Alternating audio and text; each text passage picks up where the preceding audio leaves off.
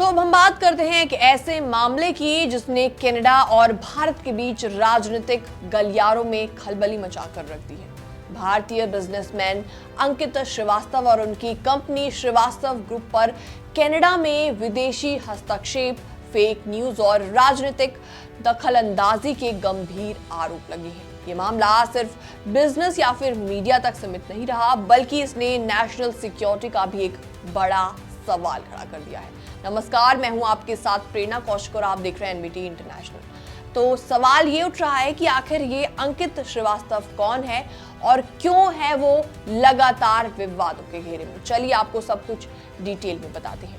Canadian security intelligence service यानी कि CSIS का आरोप है कि अंकित श्रीवास्तव को इंडियन इंटेलिजेंस एजेंसीज ने रिक्रूट किया था ताकि वो कैनेडियन पॉलिटिशियंस को इन्फ्लुएंस कर सके और प्रो इंडियन प्रोपेगेंडा फैला सके। CSIS की रिपोर्ट बताती है कि अंकित श्रीवास्तव को डायरेक्ट किया गया था कि वो कनाडा के पॉलिटिशियंस से लॉबिंग करें और इंडिया के फेवर में नैरेटिव्स पुश करें। उन्होंने कैनेडियन फंड्स को पाकिस्तान में टेररिज्म के लिए फंड करने का भी दावा किया, जो कि लंबे समय से इंडिया अथॉरिटीज का एलिगेशन रहा है।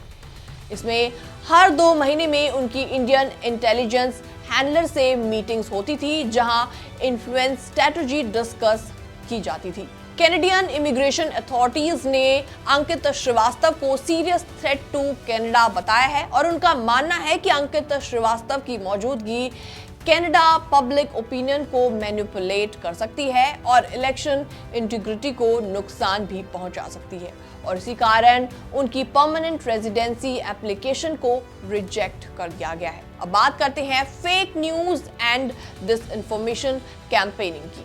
रिपोर्ट्स के मुताबिक अंकित श्रीवास्तव ग्रुप ने कई फेक न्यूज वेबसाइट ऑपरेट की हैं जो कि गलत और मिसलीडिंग इंफॉर्मेशन फैलाती हैं। EU डिसइंफोलैब और कैनेडियन अथॉरिटीज के रिपोर्ट्स के अनुसार अंकित श्रीवास्तव के ग्रुप ने फेक कैनेडियन न्यूज साइट्स चलाई जो कि पब्लिक ओपिनियन को मैनिपुलेट करने के लिए बनाई गई थी, और इस नेटवर्क ने United Nations accredited non profits को भी इम्पर्सोनेट किया था ताकि ग्लोबल लेवल पर इंडिया की इमेज बूस्ट की जा सके।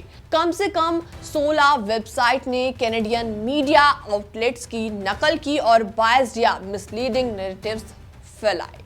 बिजनेस इंटरेस्ट की बात की जाए तो अंकित श्रीवास्तव के परिवार का नाम अगालिया साइंटिफिक एरोस्पेस टेक्नोलॉजी सिस्टम से भी जोड़ा गया है, और ये कंपनी इंफॉर्मेशन वारफेयर टूल्स जैसे मालवेयर और साइबर इंट्रूजन सॉफ्टवेयर बेचती है। कैनेडियन अथॉरिटीज का दावा है कि इस कंपनी ने स्टेट स्पॉन्सर्ड हैकिंग और सर्वेलेंस से जुड़े एंटिटीज के साथ भी काम किया है। हालांकि अंकित श्रीवास्तव ने इन सभी एलिगेशंस को सिरे से खारिज कर दिया।